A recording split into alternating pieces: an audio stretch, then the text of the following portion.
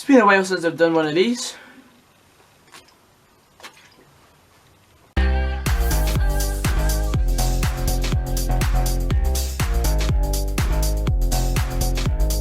I'm a big advocate of attacking football, but when your team becomes lethargic, it's just boring. Today, I was at Dens Park, and I'm still a bit hoarse from all the shouting because I was giving it the big. When your team is not playing to the best of its ability, you sort of just get, why do I bother? So today, I also saw some of the worst assistant refereeing I've ever seen, and that's given the fact that I've done all these refereeing sessions and stuff like that, and I've had to give feedback on how assistant referees act, and the fact that they're just pure and utter shite.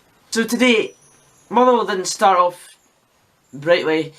I'd say Dundee had the better start. They started quite brightly for the first 10 minutes. And then for the rest of the half, I would say Motherwell. It was all Motherwell. I don't care what anyone says. It's my opinion, and that's all that matters in this video. Right, Dundee started well. They missed a really good chance after about 5-10 minutes, and then it was all us completely. When I say it's all us, I mean it's mainly the referee that dominated the game. He basically screwed us over. And so did the assistant referee more than anyone. We had a goal chopped off, well, not even chopped off, it wasn't even given. We've had a massive debate on the Scottish banter page without the Old Firm fans. People take the piss because Hamilton are now above us by a goal because of the fact that this goal was not given. Scott McDonald had the ball out wide. I still don't know why he was sitting out wide. However, he crossed it in with his left foot, a really good cross. Well, it wasn't really a good cross because it went straight to the goalie. But David Mitchell, the goalie, he fumbled the ball and stumbled over the line. He was actually leaning against the net, and the ball was at least a yard over the line. I saw this with my own eyes. So did many Dundee fans who thought it was a goal. And yes, the ball did cross the line. The full ball crossed the line. I've got pictures on now showing you, and some of them may not be completely clear, but you should judge on Sportscene tomorrow. And the fact that I've been saying for ages, we should have goal line technology. Now I know it's very expensive, but it would improve our game greatly, and it would probably enhance the reasons for foreign players to come in to the Scottish game, not just because Celtic and Rangers are in it. This is where fair play comes into the game. I say, probably because I'm just jealous of not getting the 3 points today, but I say, if Craig Sampson did something like that, which wouldn't surprise me, I wouldn't mind him saying to the referee, the ball crossed the line there, it should be another goal. It should be a goal to the other team. However, David Mitchell is obviously just a coward. We'll just go with that. Just go with that. Just because I'm really pissed off today. If the goal did count, then that would have changed the game completely. Maybe we'd have gone on to win the game 2 or 3-0.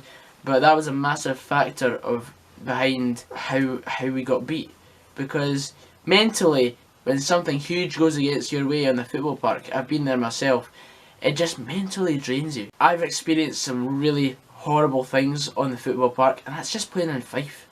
I mean, I've played amateur football. I've seen what happens. To be fair, I don't know if I can actually face it again because it's that brutal. And when it gets to professional standard, I don't know if the passion just soaks out of you. There was no passion in that second half today. There's no passion in McGee's stature. I'm pretty sure if a fan got the chance to run the team for a day, even if it's just a friendly, depending on who it would be obviously, the fan would probably get the best out of the team. I mean, if it was me, I'd forget the hairdryer treatment, I'd give them the bloody washing machine treatment. I would literally take them to the cleaners and get them to clean them out, because yes, it's their occupation. Forget the fact that with the bad treatment at work, payment or whatever the thing is, I'll find out when I'm older, obviously, because I'm the sort of guy I'll be pushed about.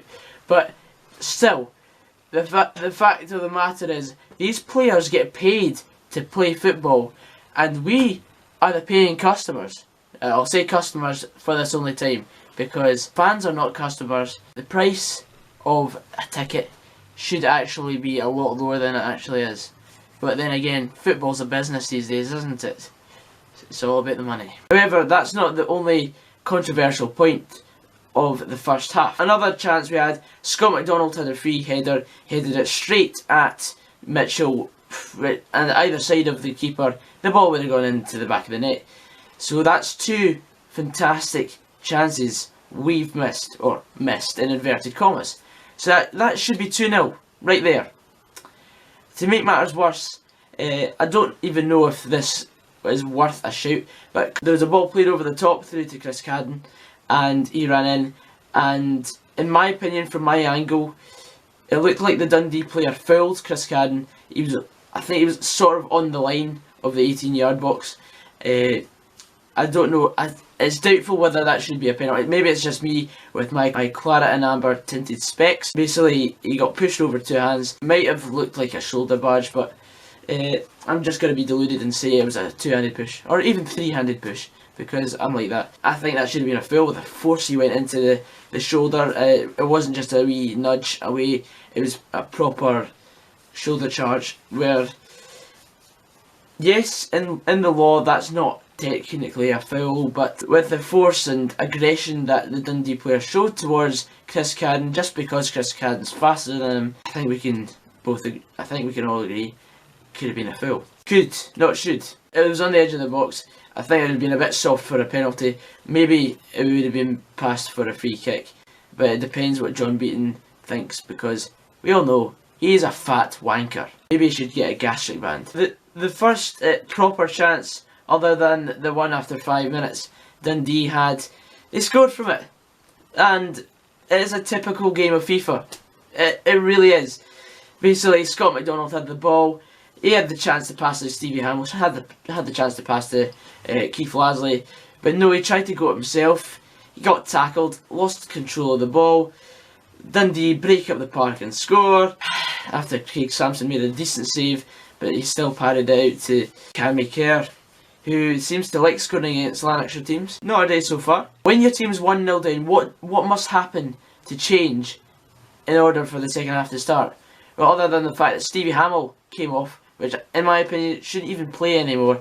It breaks my heart to say that, but we've got too many loyalties towards players we've had for several years. I'm sorry, Stevie, but although I think you're great, I love you really, but I think it's time Jack McMillan got a really good run in the team, and the fact that he didn't start today probably played a key factor, because down the left hand side we were quite vulnerable. We just weren't good enough down the left today. So what do you think? When your team is 1-0 down at half time, what should change? First of all, the mentality of the team. You've got to go attacking, you've got to go for it.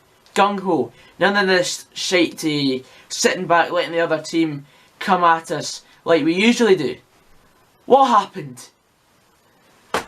Of course, we are the only team in the world that sits back and lets other teams attack us when we're behind. In any way, we should be the ones attacking them, because we need to take the game to the opponents, no matter who it's against. Barcelona, Real Madrid, St Mirren, Partick Thistle. We've got to go for it.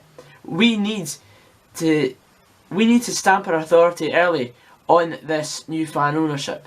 Yes, it was great last week. We won 4-1 against Ross County, but that's just one team out of the 11 teams that we play against in this division. Yes, I know we cannot compete against Rangers or Celtic with the financial side of the club, because last time we did that, Motherwell almost went completely bust. We have to just use passion more than anything. Money is just an object in football.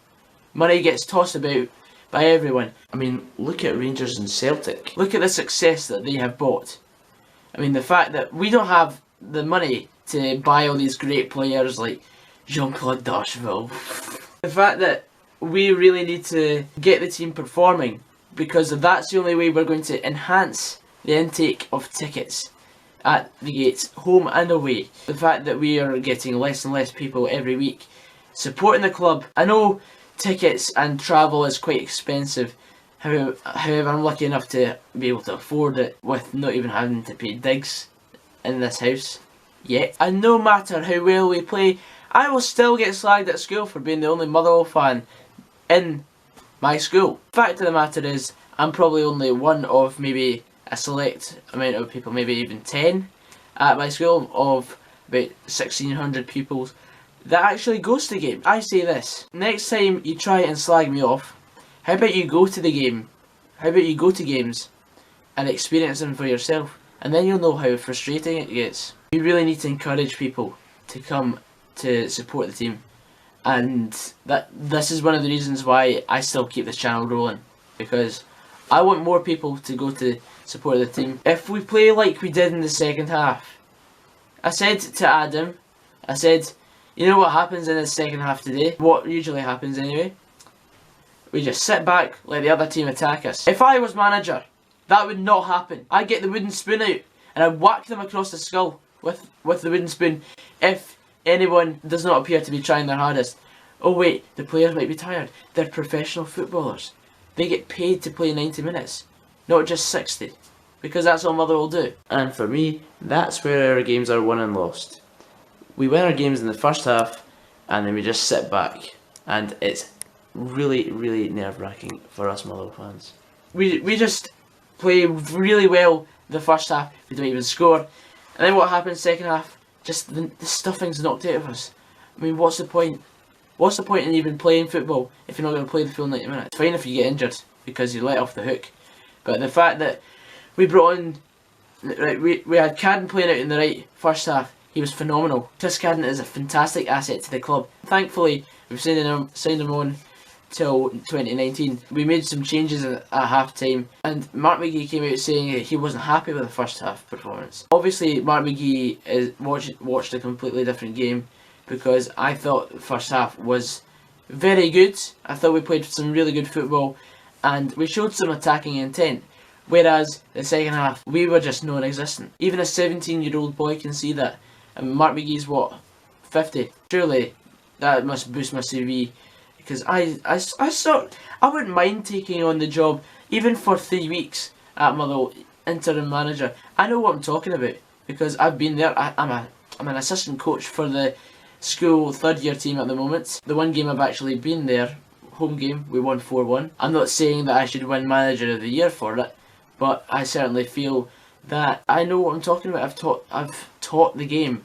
But the fact that we've got players who won't even show an attacking intent when you're 1-0 down and you need the 3 points of that. Today wasn't a 6-pointer, it was a 12-pointer. And the fact that we lost it, that's us looking down at our feet again instead of looking up to the sky. Because if we'd won today, we'd have been in the top 6. But of course, bunch of window lickers playing in Clark and Amber, they just can't seem to find the motivation. And today, we played about 15 long balls. What's the point in playing the long ball if we've not even got a really powerful striker to chest the ball, hold up play it through to the fast boy, running through and scoring the one-on-one. We used to do that very well. We had players that could spot a pass. Like 2012-2013 season, we had Nicky Law. He could spot a pass. I'm even praising him after what he did to us. He went for the money. He saw the money. He went down to Rangers, who were playing in the 3rd division then. We had Michael Higdon, who could hold up the ball and play the ball through to Chris Humphrey, who'd run in and then square it back to Higgy, who'd put the ball out for a goal. We don't have the players anymore to do that. Mark McGee's got to lighten up, he's got to smell the coffee, and he's just got to see what we can do. We are losing games frequently because of his tactics. Mark McGee, you've got to wise up, mate. You've got to either quit the Motherwell job or quit the Scotland assistant manager job, because you can't. You're a man, you cannot multitask. Other than the obvious. Obviously, people can multitask easily. You can blink, breathe, eat, sleep while you do. You can eat while you're breathing, you can sleep while you're breathing. Well, let's not get into that. That's another story. I'm still shocked at paying £2.60 for a cardboard pie. Today, right, okay, I like the meat inside the steak pie. Well, I love steak pie anyway. But, okay, yeah, I did enjoy eating the pie. But the pastry, it was just hard. It was just dry. The pastry, it was just cardboard. It was like eating through cardboard. That's a disgrace. That's a waste of £2.60. I could have put that towards, I don't know, a penis extension or something useful like that. I've just spoken my mind, I hope you enjoyed listening to this re-rant, because I felt like I needed to get this off my chest. There will have been points that I've missed, but the fact of the matter is, we're shite, and we know we are. A goal behind our local rivals. Airdrie's our main ones, but anyway, guys, I hope you enjoyed this video. This has been going on long enough, and I'm getting a bit loopy because I need my sleep. I need my beauty sleep. Anyway, guys, I'll see you later. I'll see you in the next video, which will be around the grounds, which should be up on Monday. I'll see you later, guys. Take care.